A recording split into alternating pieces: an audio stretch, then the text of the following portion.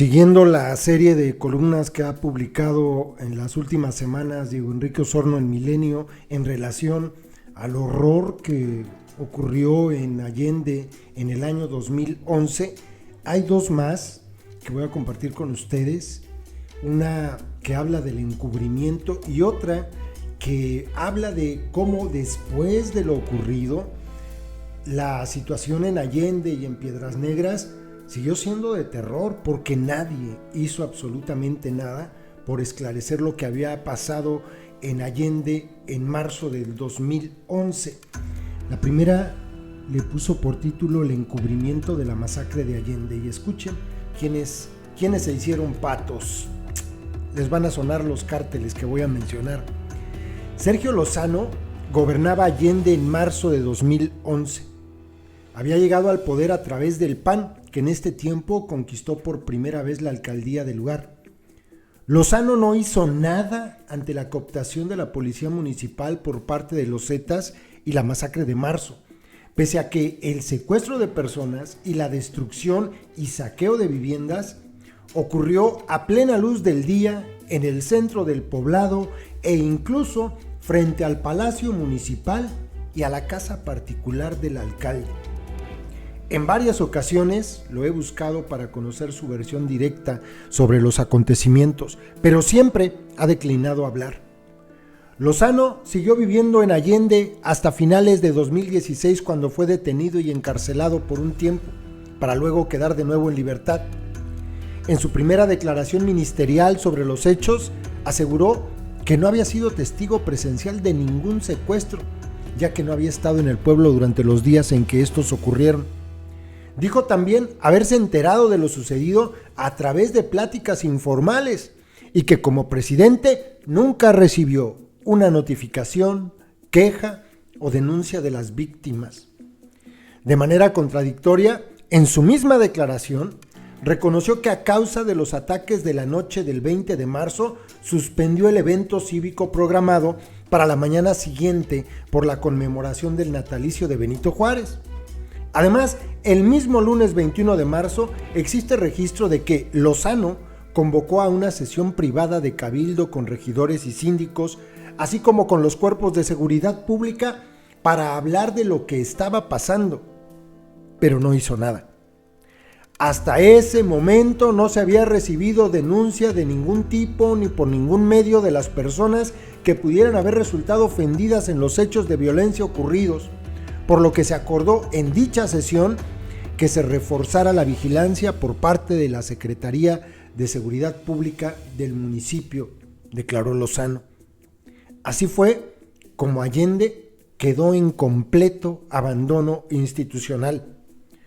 Los principales medios de comunicación de Coahuila y México tampoco pudieron informar al momento sobre los hechos. Tuvieron que pasar años para que salieran las primeras notas dando cuenta de la masacre. Sin embargo, en redes sociales como Facebook y Twitter se denunció lo sucedido desde los primeros días. El 22 de marzo de 2011 aparecieron tweets como estos: hasta ahora, lo que se sabe de Allende, Coahuila: un grupo armado ha secuestrado al menos 15 niños y adultos por disputas internas. Riesgo. Otro tuit: trasciende que comandos de sicarios incendian unas 10 casas en la tarde en Allende, Nava, Piedras Negras, Coahuila. Autoridades callan. Otros pedían cadenas de oración por Allende y los 5 manantiales. También hubo varios tweets pidiendo ayuda, incluyendo al presidente Felipe Calderón Hinojosa, quien nunca atendió los hechos. Algunos periodistas de Saltillo, como Juan Andrés y su hijo Milton Martínez, solicitaban en vano explicaciones a las autoridades. Pero aparte de evitar informar sobre lo que sucedía, el gobierno estatal del PRI usó a los medios de comunicación para encubrir los hechos en lugar de darlos a conocer. El miércoles 23 de marzo de 2011 apareció en Vanguardia, uno de los diarios más importantes, la nota titulada "Dejan rumores vacíos los salones de Allende", y el sumario añadía: padres de familia evitan llevar a sus hijos por supuestos enfrentamientos de la Marina con civiles armados. La nota estaba sustentada en una declaración de Santos Vázquez Estrada, delegado de la Fiscalía en Coahuila, quien alegó que había un rumor causando psicosis. Sí, un rumor. En Zócalo, otro periódico notable del estado, se publicó el 25 de marzo una nota en la que Jesús Bolaños, secretario ejecutivo de Seguridad Pública, daba a conocer los avances de un proyecto en Allende para prevenir la violencia en las escuelas públicas. Además, informaba que había estado en el pueblo la tercera visitadora de la Comisión Estatal de los Derechos Humanos, Sandra Luz Miranda Chuey. Y los funcionarios no declaraban nada de la masacre ocurriendo en ese momento. En 2011 había elecciones generales en el estado y algunos candidatos visitaron Allende, donde quedaban a la vista las huellas de la masacre a través de las casas destruidas. En la pasarela participó Guillermo Anaya, candidato al Senado por el PAN, quien estuvo en el poblado en 2 ocasiones después de la masacre, pero evitó hacer algún tipo de pronunciamiento. Cuando años después fue nombrado presidente de la Comisión Especial del Senado para investigar el ataque y la desaparición de los estudiantes de Ayotzinapa, varios pobladores de los 5 manantiales le reprocharon su vehemente silencio ante lo sucedido en Allende. En 2011, el gobernador de Coahuila era Jorge Torres, sustituto de Humberto Moreira, quien en marzo de ese año había asumido la dirigencia nacional del PRI. El legislador Armando Luna Canales, secretario de gobierno en la administración de Humberto y en la de Rubén Moreira, considera que en ese marzo de 2011 la mafia estaba probando al nuevo mandatario interino. Es una teoría mía que cuando cambia de autoridad o cuando entra un mando nuevo, pues los factores del pueblo, de la comunidad, lo prueban más o menos para saber hasta dónde llega y todo eso. Probar cómo va a reaccionar la autoridad nueva, qué consecuencias va a haber. Se le pregunta, ¿hubo encubrimiento? Y él responde, lo que te puedo decir es que era un tema muy complejo y no había los recursos para hacerle frente o era muy incipiente al parecer en ese momento. Esta es la primera columna, el encubrimiento del PAN y del PRI de la peor tragedia ocurrida en México en estos años de guerra.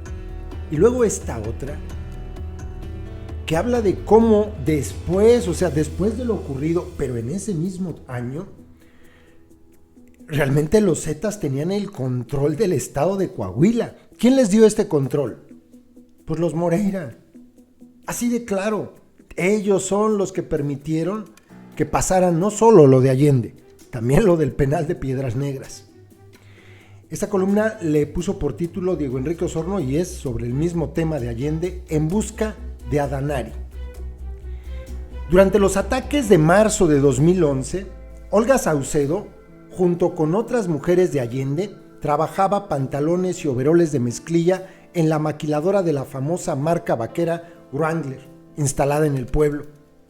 La obrera llamaba con regularidad a sus hijos para saber si estaban bien resguardados en la casa. Ninguno padeció la violencia de esos días feroces de primavera. Fue hasta el invierno de ese mismo año cuando viviría la tragedia que le cambió la vida. El domingo 18 de diciembre de ese año, Olga tenía planeado ir a la celebración de la iglesia cristiana.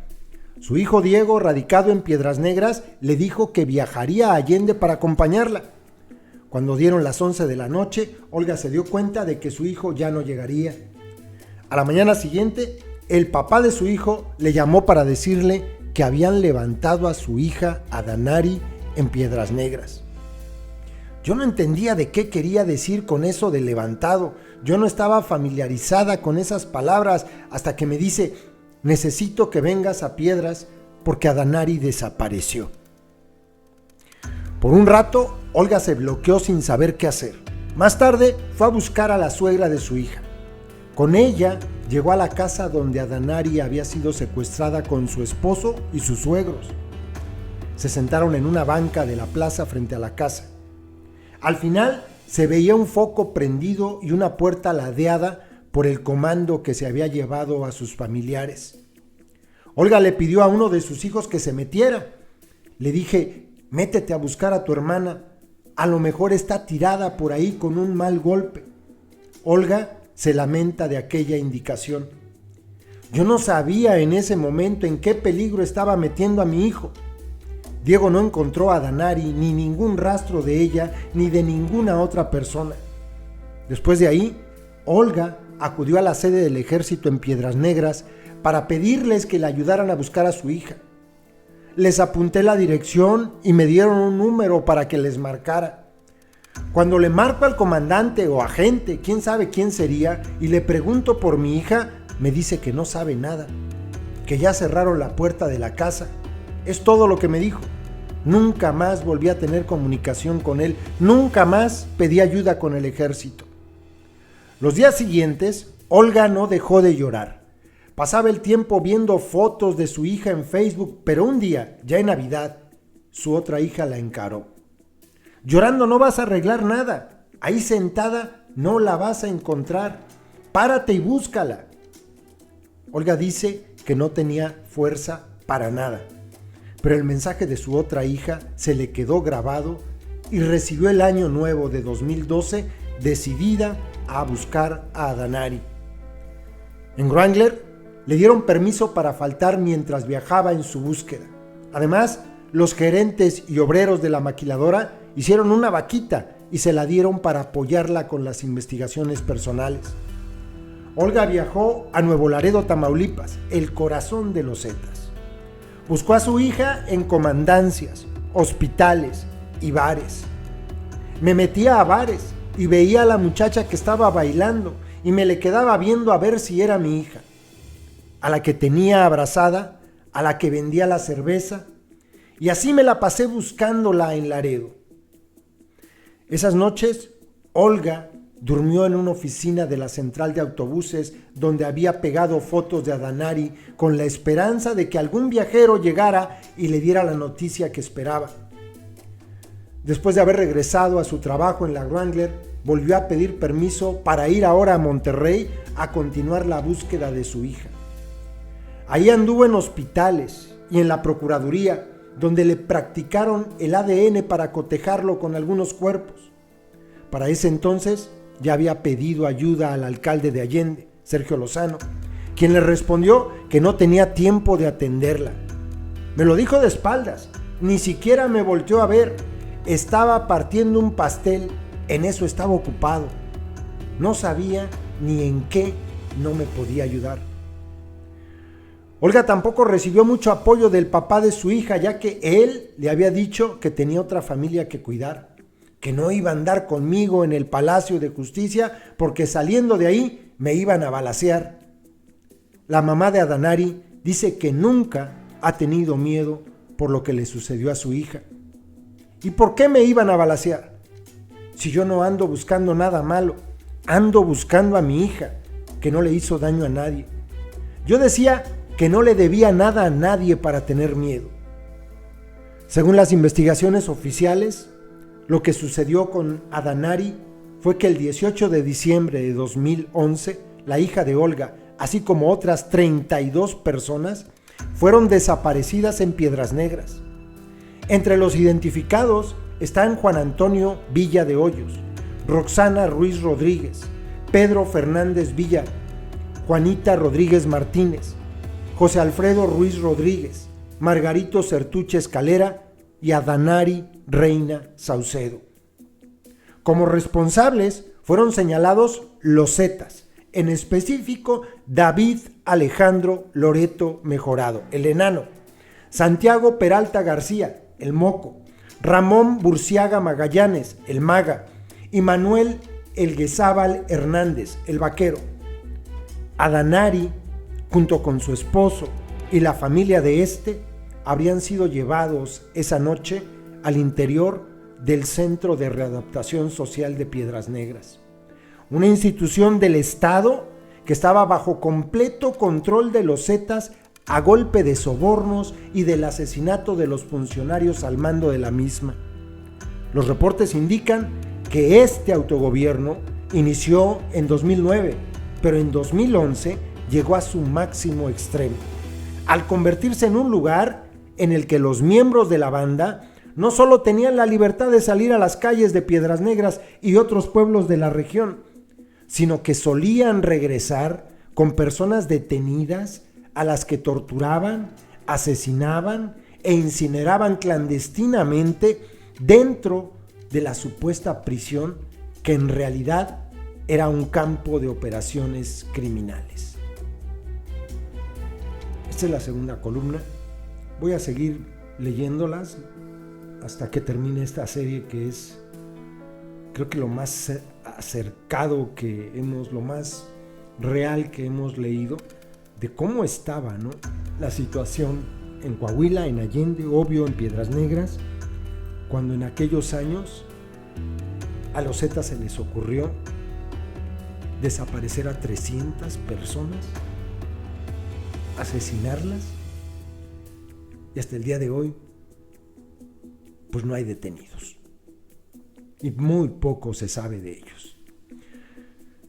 Es muy fuerte, ¿no? Saludos, compas.